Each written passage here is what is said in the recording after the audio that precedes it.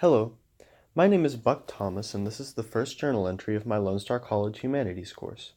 These journal entries will discuss my perception of humanities in my everyday life, as well as my perspective on the discussed material of the week. And without further ado, this will be my first journal entry. Journal entry number 1. Since the introduction to the course material mostly refers to occurrences in prehistoric times instead of current events, I'll mostly be giving my opinion on the course material instead of things that I've noticed after reviewing the course material in real life.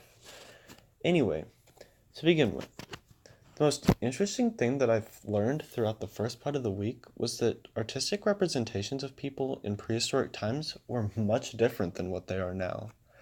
This obviously isn't because there were just no good artists in prehistoric times. No. This is because some artists didn't have resources such as we do. An artist in this time can simply pick up a pen and make amazing artwork, or power tools and make statues that would just make your jaw drop. Although these people were amazing artists as seen from the tools they did have back then, and how much time it would have taken, they just didn't have the resources we do now. This isn't the only reason, though. Another major reason their art doesn't look exactly normal is because different societies attempted to develop their own art in ways such as abstract art now. The thing that caught my eye most of all, though, is their perception of human beauty, specifically female beauty. Female beauty in that society seemed odd to me at first because the goddesses depicted in the book seemed rather overweight. This is obviously different from today's society because beauty reflects in how well you take care of yourself and look. But in that society, it seemed as if weight was considered beautiful. I went very in depth in this in my critical thinking response, so I won't reiterate myself, but it really did fascinate me how that is. The first week's material mostly discussed art, since that is all we really know from prehistoric times. This is another reason why art is so important to us now and is kept in museums around the world. It's because art is really one of the only things we've found. Through further speculation, the art gives you a realistic story as to what may have happened in those times. It's amazing how art, although it may just be a few simple shapes, can make people overly think about it. And it's also amazing how through that overthinking, we can put a picture to how people thought and acted in a prehistoric setting. Continually, through these works of art and how higher powers and gods were represented in artistic forms, we can grasp a realistic picture of how these figures were. The literature found also plays a role in this. The literature can tell us exactly how and when the higher powers were put into place, as well as their names. And the artwork gives us a mental picture to represent what is discussed in the literature. The first thing that interested me, but didn't really surprise me, was that the gods and goddesses leaned toward the absolute peak of ideal bodies, even though the gods or goddesses may have looked nothing like what they try to depict them as. For example, Doryphoros in Rome was created out of marble, and created with an unrealistic height of 6 feet 6 inches. In that time, that would have been considered unrealistically tall, as they were nowhere near as tall as us as seen from scriptures and texts. This makes the person look very strong and greater than anyone under them. This is not surprising that a superior figure would ever do something like this. Not in the least. The Egyptians did things such as this, building massive statues with the help of a few slaves, in which the pharaoh did absolutely nothing to help. Yeah, it was a rough time. There were also pyramids to work as tombs, built also by slaves, might I add, that stored any treasures that the pharaoh had collected throughout their lifetime to be buried with them, and when they finally did pass on. What this portrays is that higher figures were considered much greater as those under them. Through the Old, Middle, and New Kingdoms, this is continued as art develops. It becomes apparent through these times that religion and higher powers made these societies thrive, and although it was a horrifically bad time for the lower powers, it advanced their society in ways that, if it didn't occur, we would likely be severely underdeveloped. And with that, this will be the ending of the first journal entry. Thank you. Week 2 journal entry. As our society progresses, more and more achievements are created and act as landmarks in our periods of time. Mostly this week we discuss the Old, Middle, and New Kingdoms, and what sorts of achievements came with those time periods. These time periods can be seen much like our society, since there are key points in our society where change was mandated.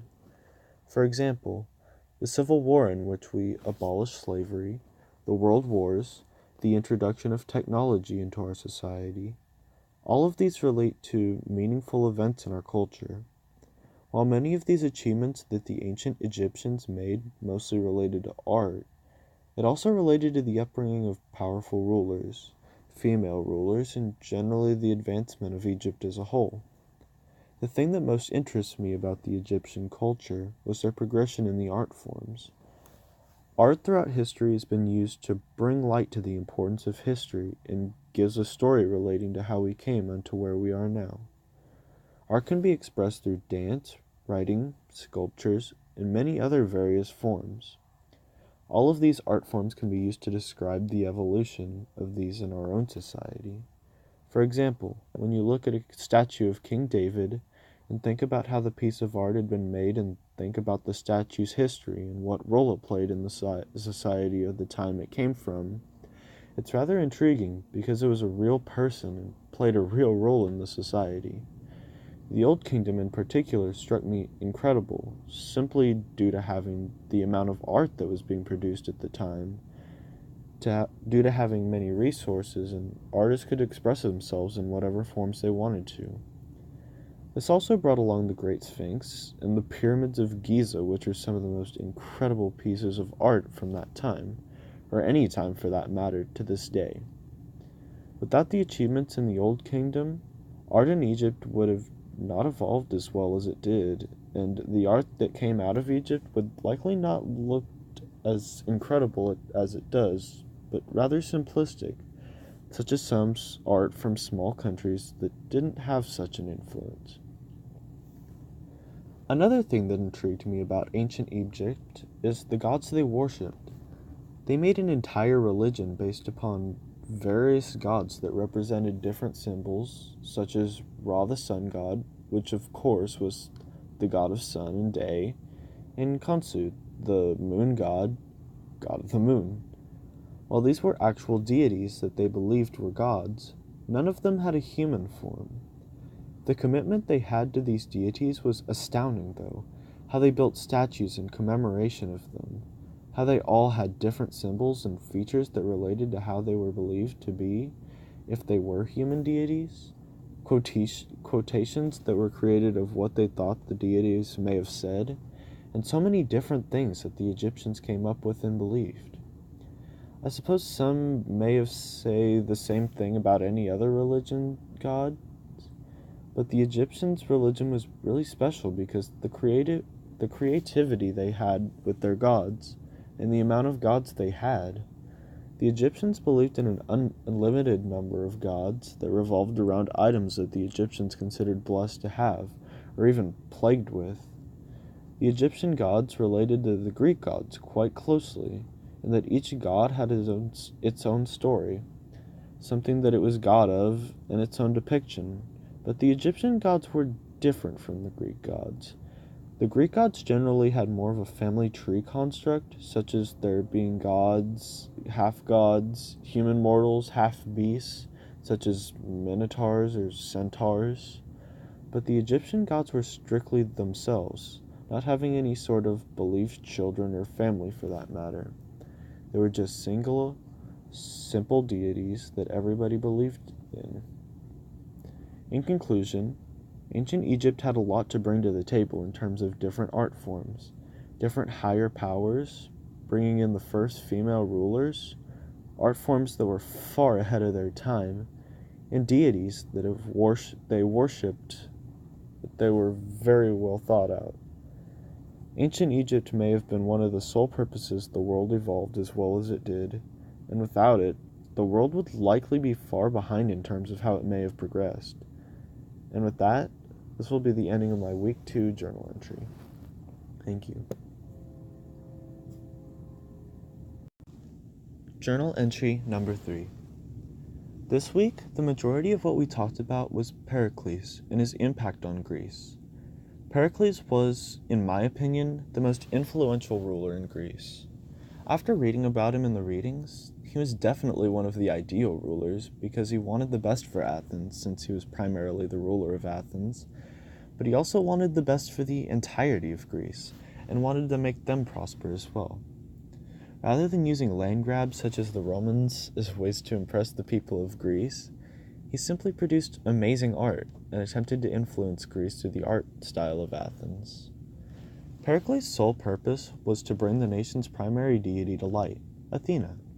Athena was the most important thing to Pericles, and thus he built many structures relating to her beauty, power, etc. Pericles' main focus was the people in Greece. Rather than simply using just his own and a few officials of Greece to enable a law, he would take the vote of the people and give them an opinion on what would be best for the nation. This made Pericles one of the first democratic rulers, and likely due to his great success as a ruler, democratic countries such as the United States use the same tactics, letting other people decide what would be best for the country and letting laws be passed that favor them rather than only favoring the government in particular. I believe that having a primary ruler, Athena, to do everything in the name of Greece was a good idea because you're not building things in favor of multiple gods and keeping the religion nice and simple rather than large and complex and having to build various statues, make paintings, etc. to appeal to all the different gods. One of Pericles' most well-known building achievements was the Acropolis, which was built in the name of Athena. This was an incredible achievement for Athens because it had previously been destroyed, but rebuilding it meant that the heart of Athens was back and gave the Athenian people something to fight for. The way they did it was very special though, because instead of paying for it simply with the riches that Pericles had attained, they had rebuilt it through giving the citizens jobs. Pericles knew in the long run it would help out everybody if the citizens helped build their Acropolis back up as well. And in the long run, it would help out everybody if the citizens helped to build the Acropolis back up as well. And so, he sacrificed wealth for the sake of his people. The rebuilding of the Acropolis was a great success, and goes down in history as one of the most important pieces of architecture in Greece. While art seems to be a common theme in all these assignments, I won't rant on about it too long, but I do want to address the importance of art in this society since, well, I'm taking an art course, and art seems a very important aspect of everyday life in my personal opinion. The art scene in Greece at the time of Pericles most related to Athena, of course, because she was thought to help the people of Athens in battles, in particular the Peloponnesian War, which was one of the major wars when Pericles was ruling, and one that he was most known for. Statues of rulers were depicted as ideal beauty for most people, even though the rulers that were depicted as following that body style may have looked nothing like they actually did in real life. Many statues were abnormally tall and muscular, which is more or less the ideal figure for today's society, and the females followed along the same lines of what ideal beauty would be today as well. Anyway, aside from art, it is intriguing to me how Pericles came up with a new way of thinking, using democracy to rule over Athens instead of possibly an oligarchy or monarchy, like many other societies were doing at the time. It's also interesting to think that Pericles may have been the reason that the United States followed along in the same way, even though society now is more of a republic than a democracy, but the same rules more or less apply. One more topic that I wanted to cover before the ending of this journal entry was how important religion was to them. Religion was a major part of Greece, just as it was covered in the previous entry, but religion almost played a bigger role. Even though Athena may have been the most important goddess to Pericles, many other gods were worshipped in different areas of Greece. Not only gods were talked about, mythological creatures such as the Minotaur, Centaur, etc. were referred to. This religion is unlike ancient Egyptian gods, in that various gods had a family tree construct, as referred to in the previous entry. Gods, half god, half animals, mortal deities, half god, half mythological creatures.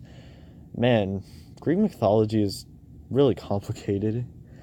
Anyway, I won't talk about religion relating to Greek mythology anymore since I covered a lot of it in the previous entry.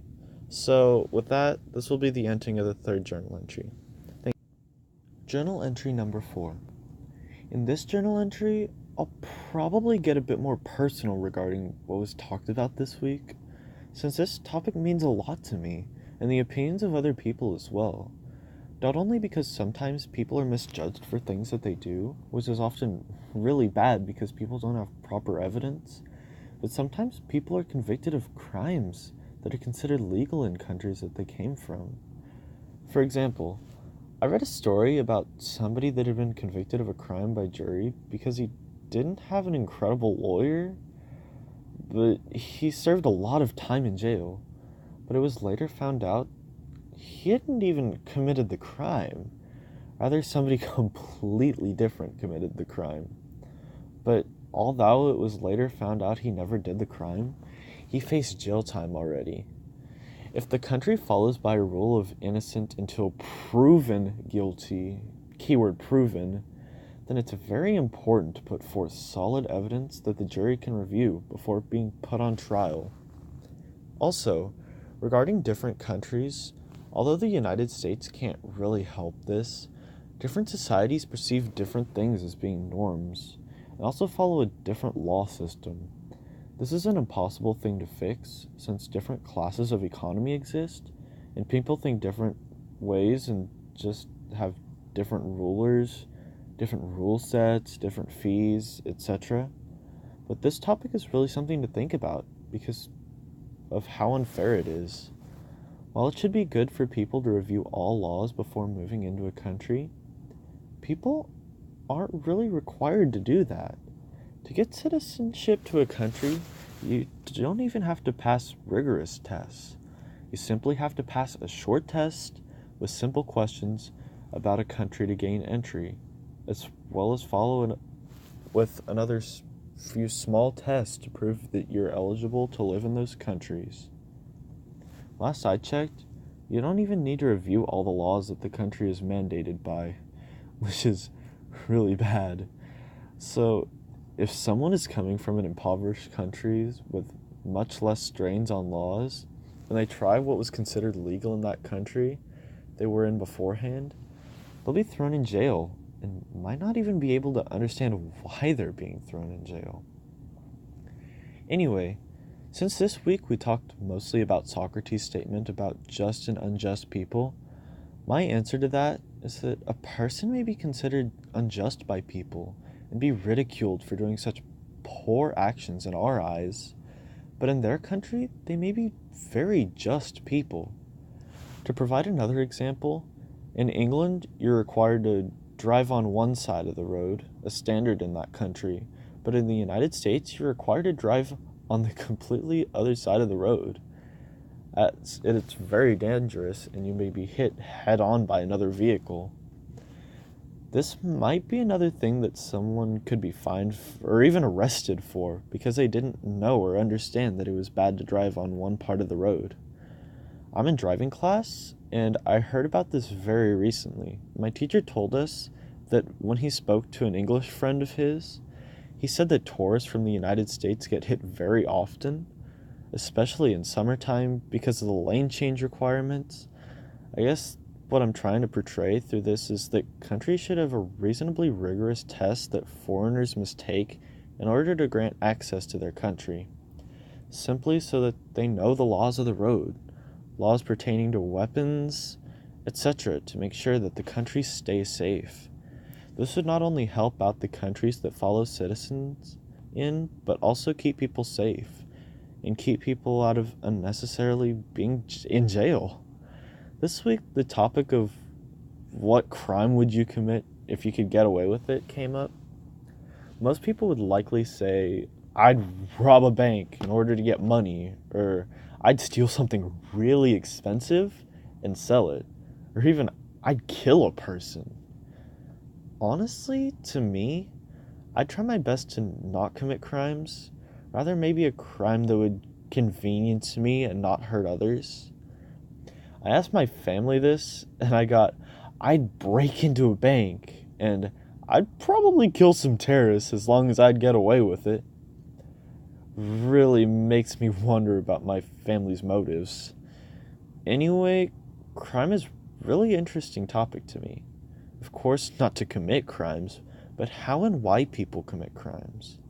Socrates' statement regarding unjust and just people is true in my opinion, but only to a certain point.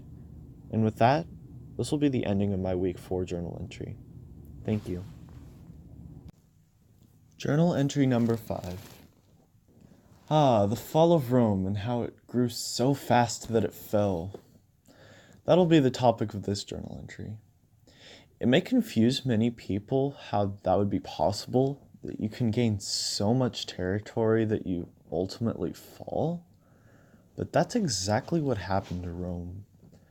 One incredible ruler decided that it would be best that instead of looking just after the people of their country, rather they would just take as much territory because more land equals more success, right? Well, that didn't turn out to be the case.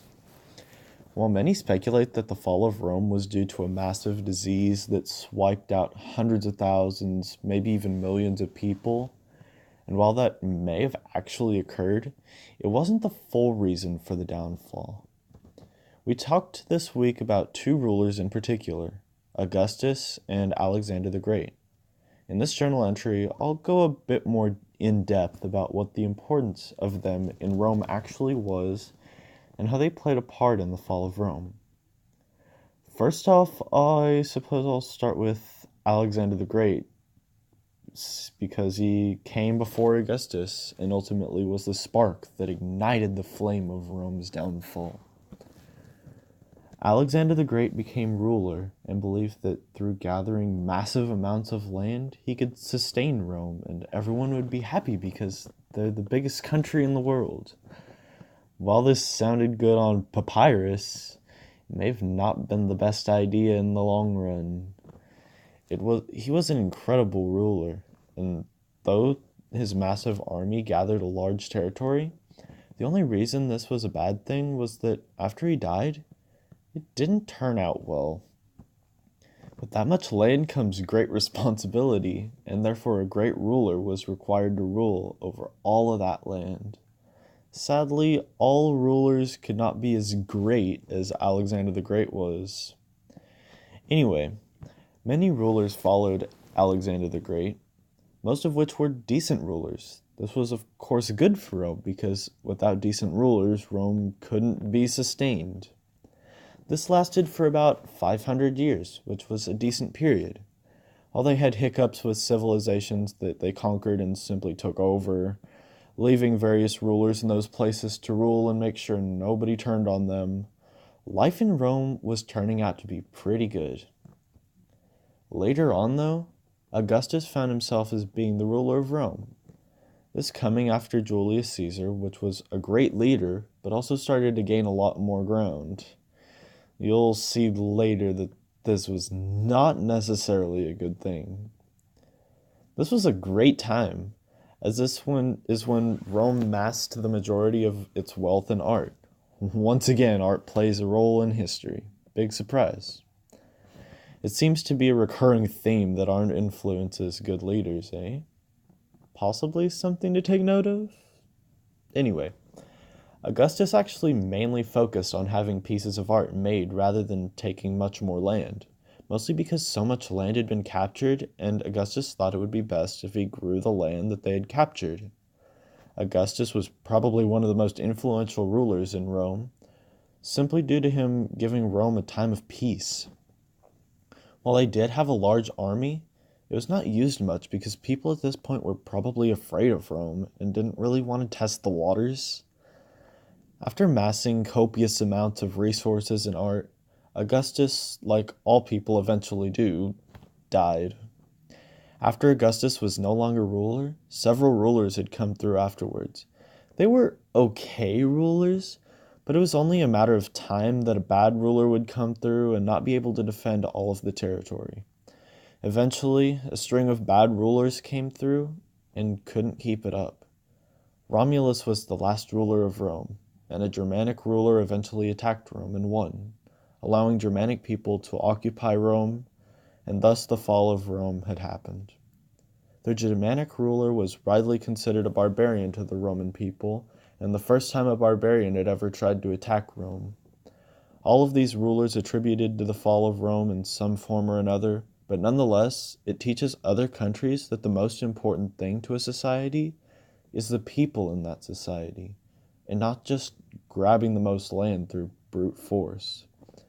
And with that, this will be the end of the first journal entry. Journal entry number 6. The last journal entry.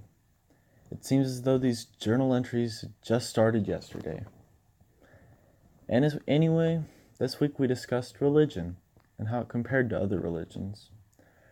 Religion is a very strong go-to thing for people, not only because they believe that they're real and almighty, but so that they can have something to look up to and establish an emotional bond with. Picture it as an imaginary friend that you can tell all your secrets to. Just this one you actually believe is real, and the imaginary friend gives you rules to abide by. Sounds more like an imaginary parent instead of an imaginary friend, but you get the point. Many people use religion to go to when no one wants to hear what they have to say. Just as you would love a best friend or a sibling, you love a God as though you can tell them anything, and you believe that they hear you and understand where you're coming from. I personally am a Christian boy, thus believing that God is existing and Jesus and God are one and the same. I pray to him regularly and believe he is all-powerful. While I do believe in God, I understand where people come from in religion. The premise of religion, after all, is having something you can look up to and see as a creator person. I believe religion is something that we should all be able to bond over instead of fight about. I hear many people argue about how God doesn't exist, and if you believe God exists, you're stupid. This sounds extremely strange to me, because you should understand the premise of religion is simply to have something to look up to and believe in. Why else would people go to church every week and pray to a deity? Simply because they believe they are real? Most people go to church to have a bond with people that have the same feelings as them about a god or deity and join together in joint prayer. I believe religion, as it is not respected in society. This is very obvious when you look at people that trash other people's gods because they don't fit in with their beliefs. While it's okay to believe in certain deities, you should not disrespect someone else's god simply because it's not yours. And it's today with Judaism, Christianity, etc. Some radical groups challenge those religions with violence. So in response to the question, are religions reasonably respected? My answer to that is, of course not. I believe that challenging someone else's opinion just because it doesn't follow yours is horrible because you're attacking something that means the most to that person.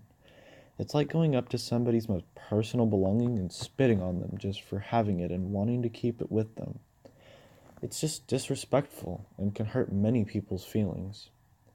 That might be a reason that others target another religion is because they've had a bad experience with the people that come from that religion. Thus will do anything to get back at them for it. When people say that they don't believe in God, I don't go on and preach the Bible to them. If they do not want to have something that they look up to, more power to them. It's a matter of personal preference. I've actually been laughed at in school before for saying that I believe that the rapture exists. I was young when I said this, but I believe most Christians believe the rapture so that they can get off this world and live forever in peace. After all, that's what most of us want, is to live in a place where we won't be judged for our skin colors, clothes, economic status, etc. It's more or less just a strike of hope for people that want better. And I believe that anybody that judges anyone else for wanting better in life is simply disrespectful and ultimately part of the reason for wanting to be happy, away from hatred, sadness, etc. In conclusion, religion can be a beautiful thing, and I consider it something that everyone should at least try to understand. It's just a matter of respect, and I believe it's good to wonder if there are deities are greater than you. I read in a book somewhere once upon a time that those who can't believe or at least contemplate the existence of a thing that's greater than themselves has a small imagination. Well, it's not the message I'm necessarily trying to portray. It's still something that's good to give it the least bit of thought toward. Even if you don't want to understand the purpose behind religion, don't make fun of people for trying to find enjoyment in things. And with that, this will be the end of my final journal entry. Thank you. Epilogue. This may seem a bit sappy, but I would genuinely like to thank you, Professor Lindsay, for making the summer course an enjoyable experience. I've taken summer courses before, and you're just not a teacher that wants to teach from a book, quiz students, and leave them on their way, not really memorizing anything about any events or anything. You ask for personal opinions on topics, and while the course was strenuous, it was an enjoyable experience nonetheless. And thus, this will be the end of the audio journal assignment. Thank you and have a great rest of the year.